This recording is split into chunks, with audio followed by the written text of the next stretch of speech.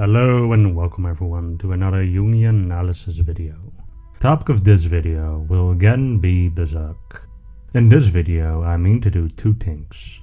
I will go deeper into Guts and Griffith's relationship and how it will develop, and I'm going to speculate on how I think Berserk will end.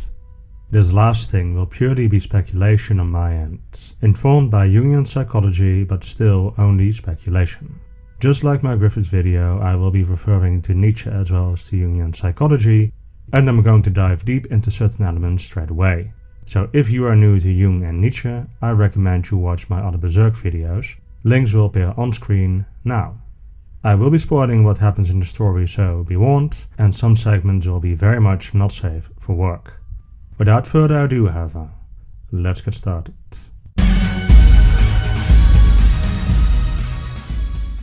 If you want to explore Guts and Griffith's relationship, we need to dive deeper into Nietzschean philosophy. In my last Berserk video, I talked about Nietzsche's idea of the Overman. The Overman is the one who rises above conventional morality and instead creates his own. The man who accepts that God is dead and faces the yawning abyss that this creates under his own strength. In my last video, I called Guts the Overman of the story, the one who walks his own path, not caring about what causality demands. But upon reading more, I came to understand that many of the things I say about Guts could also be applied to Griffith. To understand this, however, we need to delve into the will to power. According to Nietzsche, the will to power is the driving force of all life. It is present in everything. Everything that is not a dead body has a will to power. It will grow, spread, become predominant, not out of morality or immorality, but because it is living.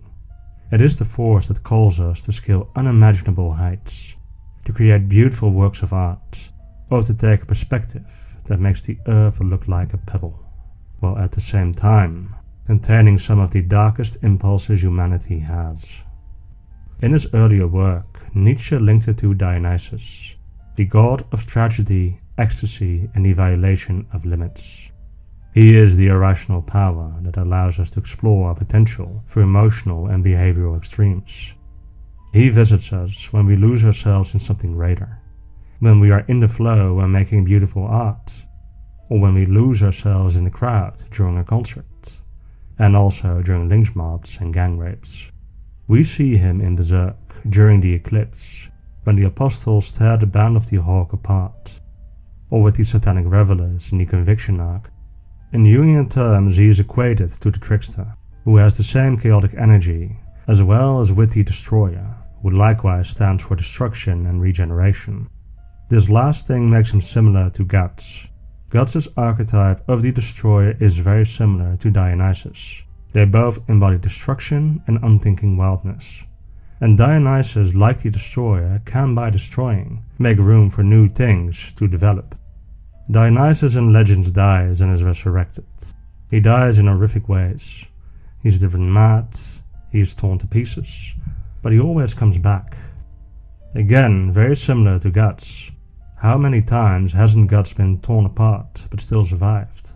As a young boy against the vols, during the eclipse, and basically every time he puts on the Berserker armor. Lastly, can you say that Guts in this scene is not channeling Dionysus? This is ecstasy. This is letting go of reason and letting the darkness flow. Dionysus and the will to power are so closely related to the unconscious, which similarly contains our life's drives and our shadows. His opposite would be Apollo, the god of light and truth. As an archetype, Apollo personifies the aspect of the personality that wants clear definitions and is drawn to master a skill. He represents the impulse to control the Dionysian energies. He is the one who gives us the focus and discipline to actually see our plans through, to prepare and train to scale the mountain. In Jungian terms, he is equated to archetypes of the father, the hero, and the king. This makes him similar to Griffith. We see Apollo when Griffith plans to take the throne of Midland, and now when he leads Falconia, balancing the dark urges of his apostles in the catacombs with the upside world of man. The marriage of the Apollonian and the Dionysian is the Overman, the man who can harness the wild Dionysian energies and guides them, using the Apollonian. This dichotomy is central to the relationship between Guts and Griffith. In the beginning, you could say that Griffith had elements of the Overman. He had a dream, a vision of rising far above his rank, ignoring the moral and social conventions of his time. He embodied the Apollonian, and through the dream of a kingdom had a will to power. But he was incomplete. He wanted to control the Dionysian energies too strictly. I think this is what attracted him to Guts. He admired Guts' wildness and destructiveness. Maybe Griffith had the same urge as Guts, to swing a sword and destroy it all, to let go of all his carefully constructed plans and letting the pieces fall where they will. Guts, although very much in touch with the Dionysian, was also incomplete. He simply survived, living for living's sake, swinging his sword because he didn't know what else to do, and lacked a will to power. Through Griffith, Guts found his own dream, to become a great swordsman, leading him into conflict with Griffith. After losing this fight, Griffith went into a downward spiral to find his own Dionysian energies, when he had sex with the princess, during the eclipse when he read Casca, and now every time when he channels the trickster. Guts leaving led Griffith to claw his way up out of the abyss, to become Femto, his idealized self, while Guts, through Griffith's actions, likewise found the will to power, to face unimaginable odds and keep fighting, for revenge or for the ones he loves. He, through the eclipse, has found his own Apollonian energies and uses them, when he lures apostles into traps, or when the situation calls for diplomacy. And this is central to the will to power. As Nietzsche said, the will to power can express itself only against resistances. It seeks that which resists it. So Guts and Griffith are locked in a relationship of rivals. They sharpen each other's will to power and elevate each other to become more than human. Lately, however, their relationship has deepened even more, and that is because of this character. This is the Moonlight Child, the son of Guts and Casca. In the beginning of the story, however, he looked very differently. Casca, during the eclipse, was pregnant with Guts' child, and Griffith's rape corrupted the fetus, causing Casca to miscarry. The child survived, however, and had otherworldly powers and protected Casca. In the end, though, it died and became the vessel for Griffith's corporal form. His soul, however, still visits Guts and Casca. It was long thought that Griffith had the Moonlight Child's physical form, while his spirit, in the form of this young boy, visited Guts and Casca and protected them during the full moon. But the latest chapters show that Griffith, during a full moon, actually changes into the Moonlight Child. In this panel, we see his hair getting darker, and in the next, he's gone into the branches of the world tree. This changes everything. Not only does this make Griffith Guts and Casca's child, it also changes Griffith's role in the story. And here is the speculation part. The Moonlight Child represents the archetype of the child, which combines elements of both the Dionysian and the Apollonian. The child, as Jung says, stands for the unintegrated unconscious, a primitive state of mind, a twilight where differences and contrasts were either barely separated or completely merged. In other words, the Dionysian. But it is also a bringer of light, an enlarger of consciousness, overcoming darkness, overcoming the earlier unconscious state, representing the strongest urge in every being, the urge to realize the self. The presence of children in dreams or visions presages a future change of personality, a merging of conscious and unconscious elements. And this is Griffith's role in the story. The individuation process kicked off by the great roar of the astral plane isn't done. The people of Falconia still blindly follow Griffith. They are still the blind white sheep. While the world is closer to the state of unintegrated consciousness that the child represents, as seen with the appearance of trolls and the like, the world needs to go back even further. Griffith as the child represents a process that Jung called regression, a going back to an earlier state of development. This happens when the mind encounters something that it cannot deal with at the moment. It will return to the unconscious to gather the inner resources that will permit growth in the future. And far from a backwards development, regression resembles a necessary phase of the individuation process. It symbolizes the need to deal with elements of the personality still in the unconscious. This is Griffith's true role in the story. He is the child that will lead the world even further back to an earlier state of consciousness. The age of darkness, as seen in the prophecy, is the darkness of the collective unconscious. Because let's face it, what was the world of Berserk before Griffith became Femto? The Tudor and Midland empires had been at war for 100 years, destroying countless of lives.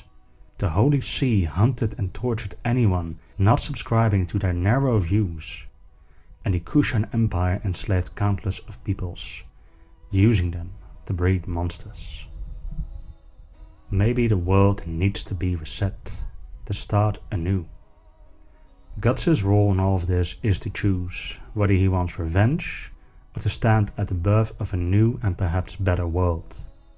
Because Berserk, after all, is the story for the struggle of the soul of one man, Guts. Of course, this will not go down as cleanly as I say, and so I will describe how I think the rest of the story will go. I think Griffith will invade Elfhelm and go after Danan. He, after all, does not want any resistance to his plans. Guts and the band will escape, although he and Griffith will have a confrontation. Guts will hold his own against Griffith, helped by the Berserker armor. Guts will realize that Griffith will never stop coming after him, and will resume his hunt. He might be helped by his group, and perhaps by Casca as well. In the end though, he will face off against Griffith, while Skull Knight faces off against Void. Guts holds his own against Griffith, and actually wounds him, but ultimately is defeated, and the Dragon Slayer is broken. Skull Knight sees this, and throws the sword of actuation at Guts, leaving himself open to Void. Skull Knight is cut down, as Guts catches the sword. Guts slashes down at Griffith with all of his strength. This slash has all of his rage, anguish and sorrow behind it. He slashes down and misses. This slash, like last time, is deflected and cuts into reality. But this cut goes much deeper. This cut goes down to all layers of the astral plane and to all layers of consciousness. This cut will trigger another event. The entire world will be engulfed by a tidal wave of unbridled unconscious energy. The first wave opened people's eyes. This wave, when it breaks, will roll back and sweep up everything along with it. Casca and Shirka, Van Nice and Serpico, the God Hand and the Four Kings. The entire world of Berserk will be drawn into a singular point. A single point of light in the darkness. A point that is both unimaginably small and unfathomably large and will contain everything. Once we get closer to this point, we see its true shape. Griffith as a newborn child, because the child represents both beginning and end, the initial creature who existed before man was, and the terminal creature who will be when man is not. The child represents potential, unbridled will to power. But he won't be alone. Oh no. Guts will be there as well, because Guts is the struggler, the one who walks his own path, and the sword of actuation kept him safe and allowed him to withstand the storm. He is now alone with the defenseless Griffith, and has to decide, for once and for all, what he truly is. Man or archetype, creator or destroyer, beast in human clothing or human in beast clothing.